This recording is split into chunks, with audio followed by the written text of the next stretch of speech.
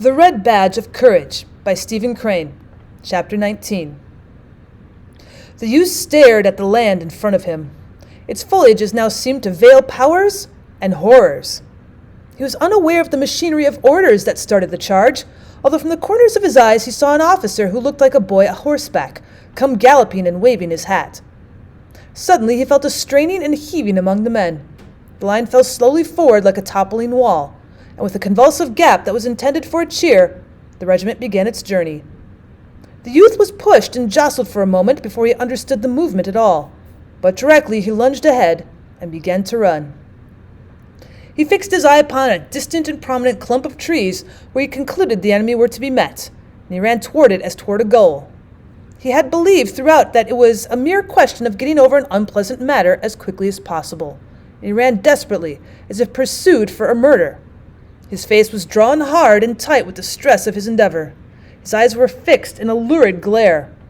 And with his soiled and disordered dress, his red and inflamed features surmounted by the dingy rag with its spot of blood, his wildly swinging rifle, and banging accoutrements, he looked to be an insane soldier.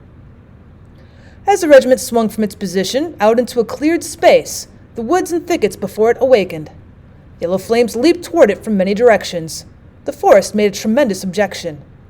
The line lurched straight for a moment, and then the right wing swung forward, and in turn it was surpassed by the left. Afterward, the center careered to the front until the regiment was a wedge-shaped mass. But an instant later, the opposition of the bushes, trees, and uneven places on the ground split the command and scattered it into detached clusters. The youth, light-footed, was unconsciously in advance. His eyes still kept note of the clump of trees. From all places near it, the clannish yell of the enemy could be heard. The little flames of rifles leaped from it. The song of the bullets was in the air, and shells snarled among the treetops.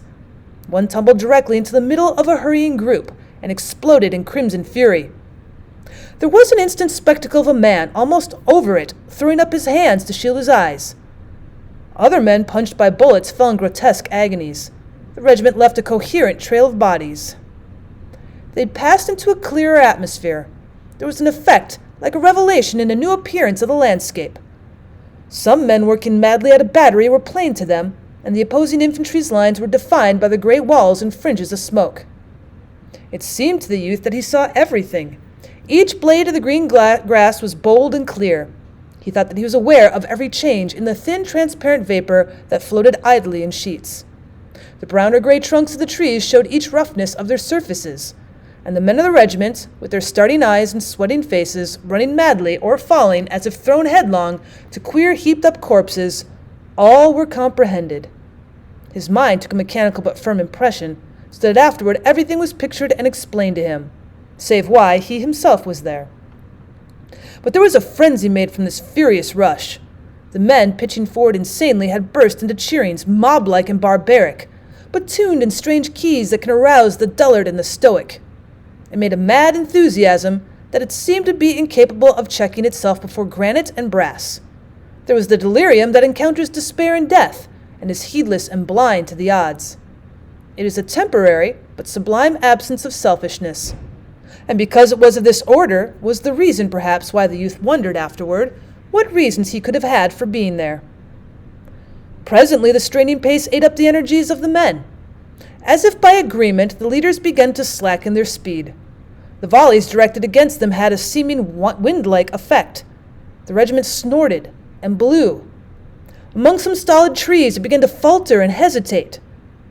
The men, staring intently, began to wait for some of the distant walls for smoke to move and disclose to them the scene. Since much of their strength and their breath had vanished, they returned to caution. They were becoming men again. The youth had a vague belief that he had run miles, and he thought in a way that he was now in some new and unknown land. The moment the regiment ceased its advance, the protesting splutter of musketry became a steadied roar. Long and accurate fringes of smoke spread out.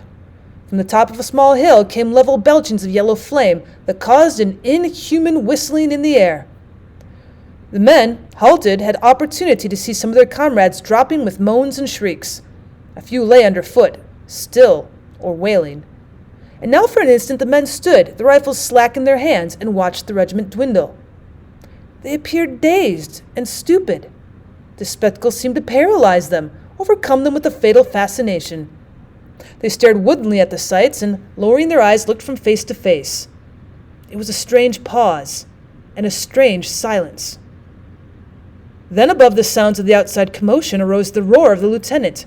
He strode suddenly forth, his infantile features black with rage. "Come on, you fools!" he bellowed. "Come on, you can't stay here! You must come on!"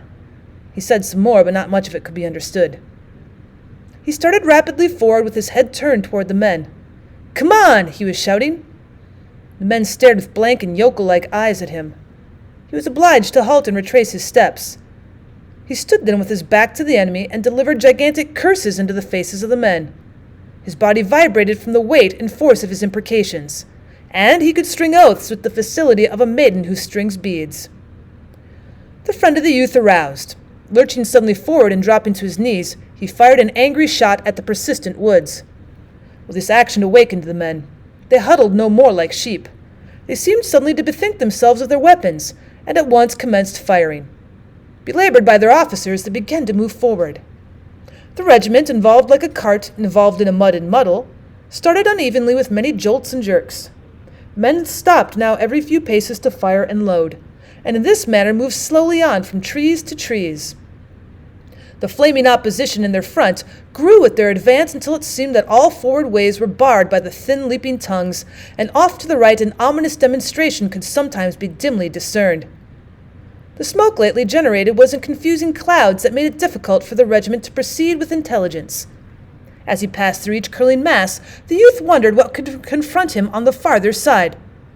Well, the command went painfully forward until an open space interposed between them and the lurid lines. Here, crouching and cowering behind some trees, men clung with desperation, as if threatened by a wave. They looked wild-eyed, and as if amazed at this furious disturbance they had stirred up. In the storm there was an ironical expression of their importance. The faces of the men, too, showed a lack of certain feeling of responsibility for being there. It was as if they'd been driven. It was the dominant animal failing to remember in their supreme moments the forceful causes of various superficial qualities. The whole affair seemed incomprehensible to many of them. As they halted, thus the lieutenant again began to bellow profanely. Regardless of the vindictive threats of the bullets, he went about coaxing and berating and bedamning. His lips, that were habitually in a soft and childlike curve, were now writhed into unholy contortions. He swore by all possible deities. Once he grabbed the youth by the arm. "Come on, you lunkhead," he roared. "Come on. We'll all get killed if we stay here. We've only got to go across that lot, and then—" The remainder of his idea disappeared in a blue haze of curses. The youth stretched forth his arm. "What, cross there?" His mouth was puckered in doubt and awe. "Certainly, just cross the lot. We can't stay here," screamed the lieutenant. He poked his face close to the youth and waved his bandaged hand. "Come on." Presently he grappled with him as if for a wrestling bout. It was as if he planned to drag the youth by the ear on into the assault. The private felt a sudden, unspeakable indignation against his officer. He wrenched fiercely and shook him off. "Well, come on yourself, then," he yelled. There was a bitter challenge in his voice. They galloped together down to the regimental front. The friends scrambled after them. In front of the colors, the three men began to bawl, "Come on! Come on!" They danced and gyrated like tortured savages.